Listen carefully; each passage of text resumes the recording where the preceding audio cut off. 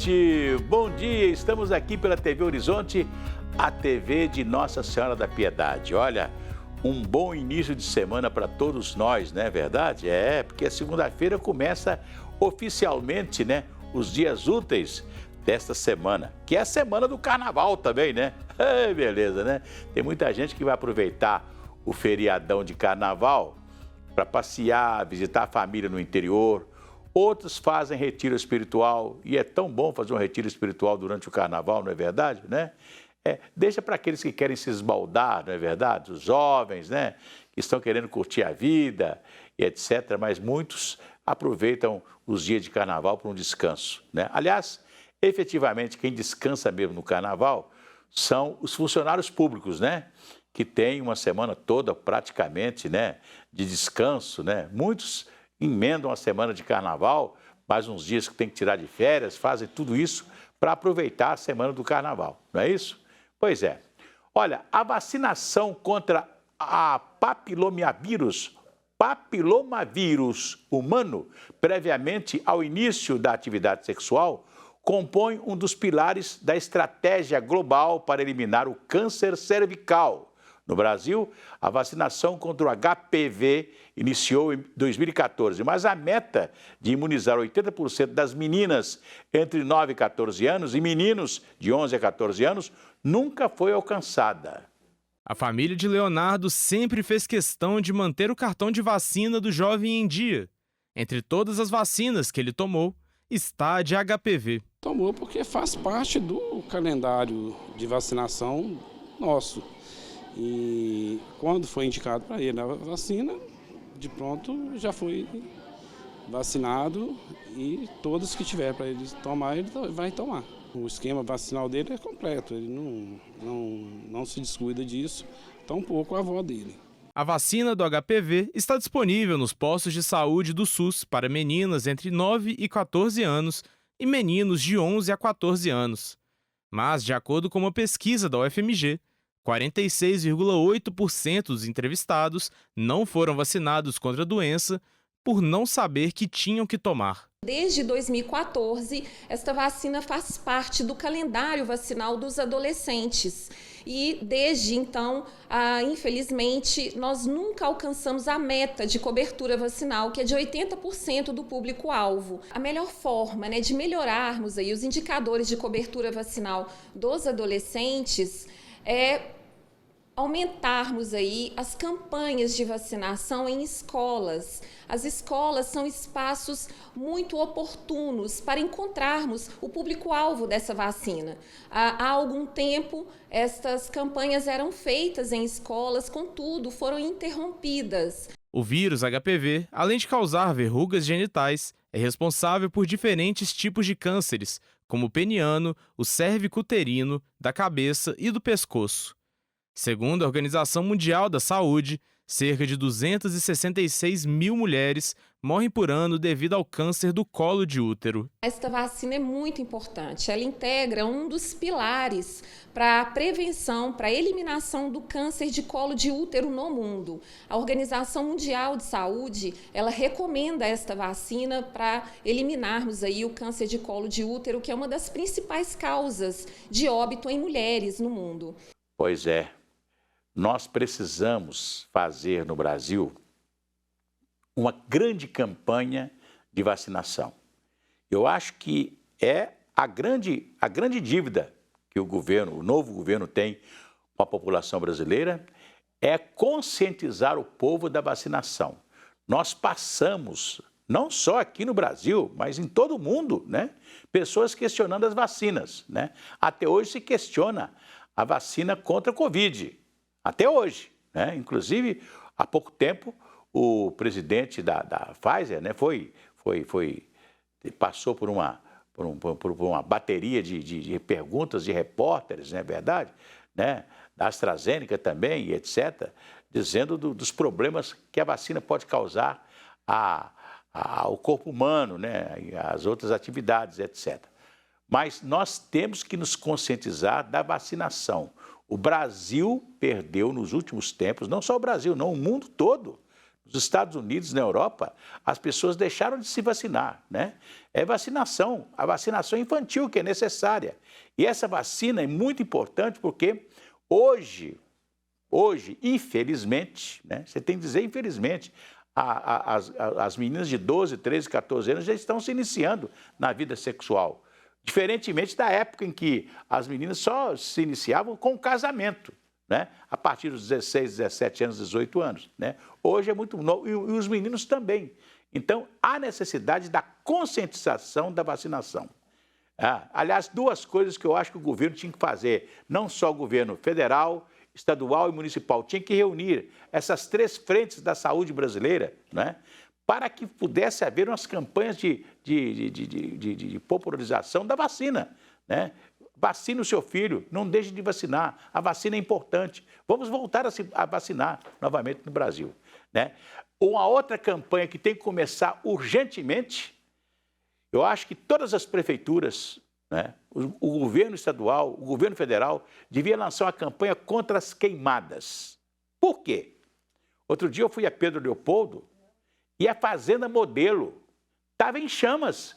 Os campos da Fazenda Modelo estavam em chamas, né? Porque pelo pouco sol que tivemos aí, esse veranico, agora no mês de fevereiro, já provocou, alguém foi lá e colocou fogo na mata, né? E a mata seca começou a queimar, foi um incêndio estrondoso lá em Pedro Leopoldo, né? E aí não teve prefeitura, não teve ninguém, o fogo queimou lá à vontade, queimou muita partes importantes da Fazenda Modelo. Aí eu fico me lembrando, eu estava conversando com um apicultor, ele falou assim, quando tem um incêndio numa mata, você não sabe o que causa, mata as abelhas que estão ali produzindo mel nas matas, né? E muita gente vai às matas para buscar mel. Você vê, os ninhos de passarinho vão embora. Você queima o verde, você acaba com as nascentes. Então a gente tem que colocar uma placa, né? Cuidado, não faça queimada, né? Não estrague, não mate os nossos passarinhos, os nossos bichos das matas, né? As nossas nascentes, né? Tinha que fazer uma campanha de conscientização para ninguém fazer queimada. É igual a campanha de conscientização para a vacina, né? Eu acho que nós temos que voltar a fazer campanhas de conscientização no país. Nós estamos precisando disso. Vamos cantar aquela musiquinha? Vai tudo bem, muito bem, muito bem, muito bem, muito bem, muito bem, bem, bem. Com pílulas de Lúcen. Sabe aquela dorzinha urinária, aquela sensação de queimação e ardor? Pílulas de Lúcen. São antissépticas das vias urinárias e vocês encontram em todas as farmácias e drogarias, né? Pílulas de Lúcen, maravilha. Você encontra em todas as farmácias e drogarias da cidade. Quero mandar um abraço aqui para a dona Márcia e o Pedro, né? São nossos telespectadores de todos os dias aqui pela TV Horizonte, me encontro com eles de vez em quando, eles falam, eu estou acompanhando você na TV Horizonte, nós somos telespectadores da TV Horizonte, que bom, né? Nós assistimos às missas na TV Horizonte, né? Eu tenho em casa a minha mamãe que não pode sair mais, se locomover, é mais difícil, então ela assiste todas as manhãs a missa na TV Horizonte, né? Está sempre devotada a nossa religião católica e nós somos telespectadores da TV Horizonte. Manda um abraço para nós, estou mandando. A Márcia e o Pedro, saúde para vocês, paz e alegria. Daqui a pouco a gente volta. Até já!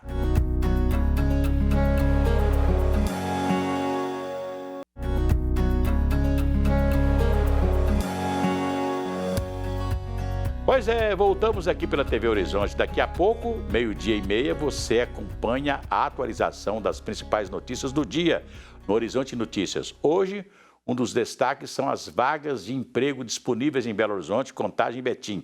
Se você está em busca de uma colocação no mercado de trabalho, fique atento. A equipe do jornal vai trazer ainda todas as informações sobre a celebração do aniversário de 102 anos da Arquidiocese de Belo Horizonte, que ocorreu na Catedral Cristo Rei. E ontem foi dia de Nossa Senhora de Lourdes. Fiéis lotaram as paróquias da capital mineira e região metropolitana. Você vai conferir tudo no Horizonte Notícias. Fique ligado. E daqui a pouco, 12:30, né? Horizonte Notícias. Uma maravilha. Aliás, Nossa Senhora de Lourdes, né? A igreja de Lourdes estava lotada, cheia de gente. uma maravilha, né? E você depois da informação do emprego, né? Todo mundo procurando emprego, né? Olha, as pessoas têm que se preparar para o emprego. Isso é muito importante. Vamos cantar aquela musiquinha? Se a criança acordou, dorme, dorme, menina, tudo calmo ficou, mamãe tem. Auricedina é um analgésico e antisséptico de uso local para adultos e crianças. Todo mundo sabe. Dor de ouvido, Auricedina. Se persistirem os sintomas, o médico deverá ser consultado. Os governos e as federações de futebol do Uruguai, Argentina, Chile e Paraguai lançaram a candidatura conjunta oficial dos países para sediar a Copa do Mundo de 2030, ano do centenário da primeira edição do torneio. Uruguai, Argentina, Chile e Paraguai querem sediar em conjunto a Copa do Mundo de 2030. A candidatura oficial foi apresentada nesta terça-feira pelos governos e federações de futebol em uma cerimônia em Buenos Aires.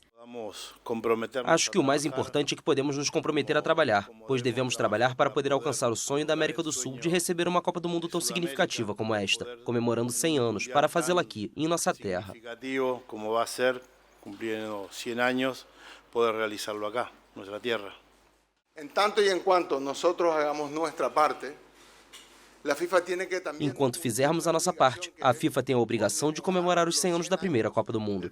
E como Tite disse, foi em solo uruguaio porque outros não se atreveram a fazê-lo. O Uruguai o fez de maneira sem precedentes e a venceu. Acho que agora é a responsabilidade da FIFA marcar este aniversário. Em tierras uruguayas, la ganó Uruguay.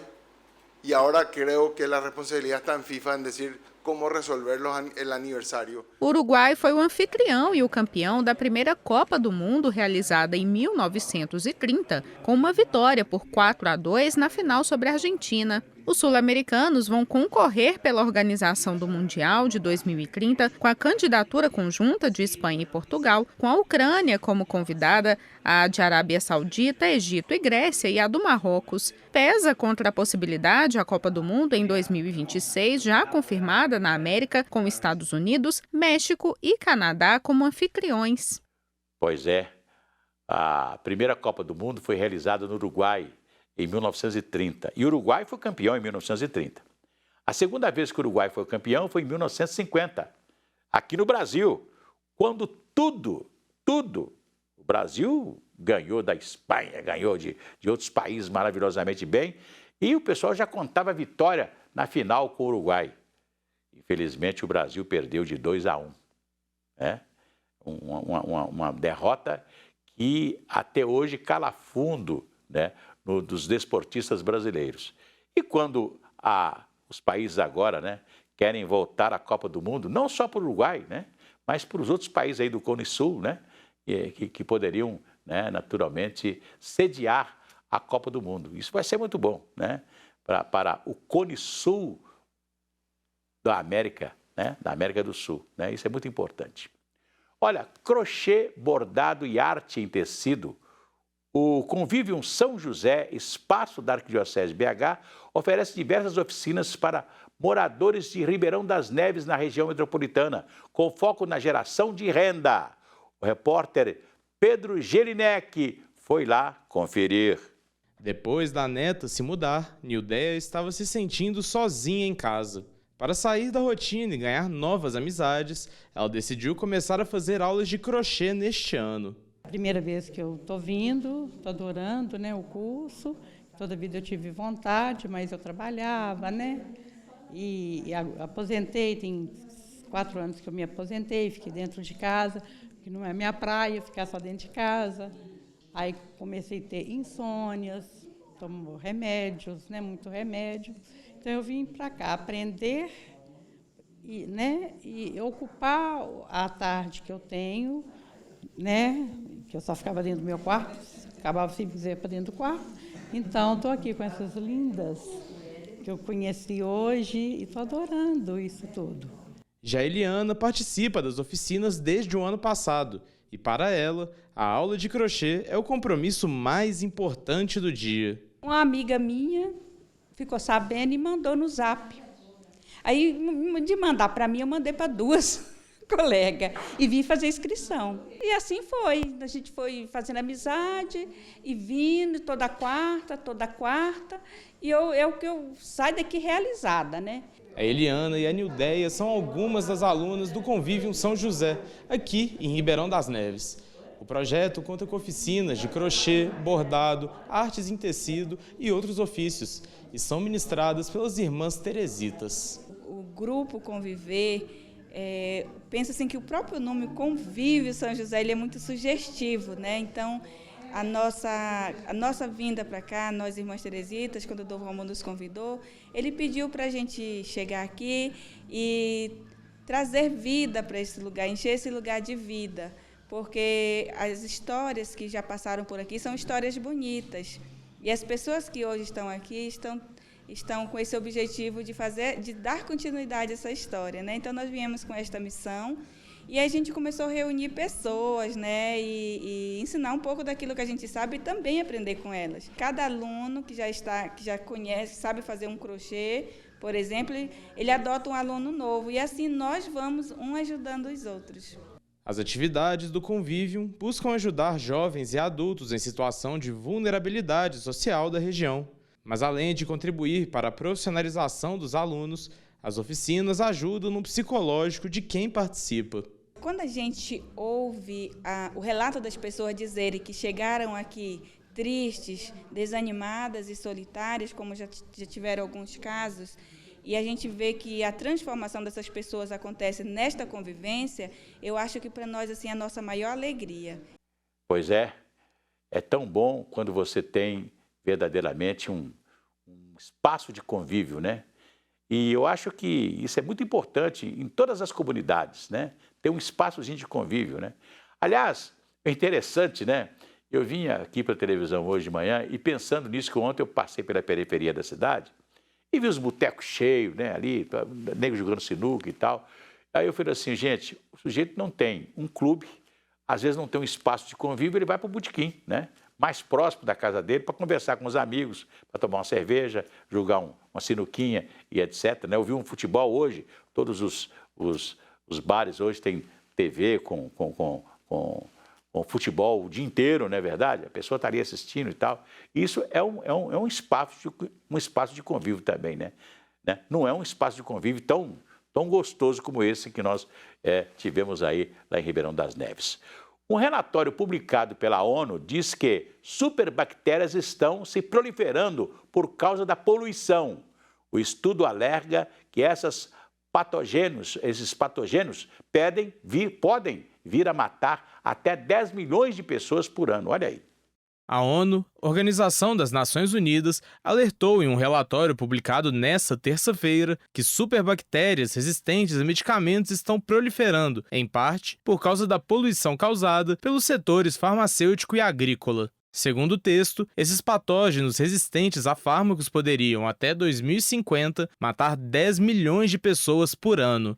A resistência aos antibióticos é considerada uma ameaça pela Organização Mundial da Saúde, que teme que as infecções comuns sofram mutações e voltem a causar mortes. A entidade estima que infecções resistentes a medicamentos tenham causado mais de 1.200.000 mortes em 2019. O estudo também informa que o abuso de antibióticos contribui para que bactérias, parasitas e vírus resistam aos remédios, e que a tripla crise planetária de mudança climática está estreitamente relacionada a esse cenário.